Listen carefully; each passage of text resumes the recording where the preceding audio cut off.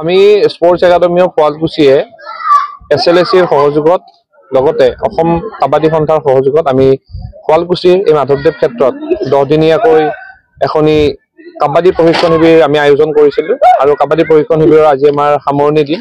ইতিমধ্যে আমাৰ এই প্ৰশিক্ষণ শিবিৰত আমাৰ শুৱালকুছি লগতে আমাৰ সমীপৱৰ্তী অঞ্চলৰ প্ৰায় 70 গৰাকী খেলুৱৈ অংশগ্ৰহণ কৰিছে, পুৰুষ আৰু মহিলাৰ। আৰু এই প্ৰশিক্ষণ শিবিৰত আমাৰ শিৱসাগৰৰ মানৱজ্যোতি চেতিয়া অসম কাবাডী সন্থাৰ পৰা তেওঁ আহিছে আমাৰ এই প্ৰশিক্ষণ শিবিৰত তেওঁ প্ৰশিক্ষণ প্ৰদান কৰিছে। আৰু আজি আমাৰ সামৰণি অনুষ্ঠানত আমাৰ নাৰেংগীৰ এটি কাবাডী একাডেমিয়ে আমাৰ শুৱালকুছি স্পোৰ্টস একাডেমি কাবাডী টিমৰ সৈতে এখনি পিটি খেলত অংশগ্ৰহণ কৰিছে। আৰু উদ্দেশ্য এয়া আছিল যে আমাৰ এই অঞ্চলৰ যিসকল পুৰুষ আৰু মহিলা খেলুৱৈ যুৱক যুৱতীসকলক কাবাডীৰ সৈতে কাবাডীৰ নতুন নীতি নিয়মৰ সৈতে যাতে আমি পৰিচয় কৰাই দিব পাৰো, এই উদ্দেশ্য ৰাখি আমি কাবাডী প্ৰশিক্ষণ শিবিৰ আয়োজন কৰিছো।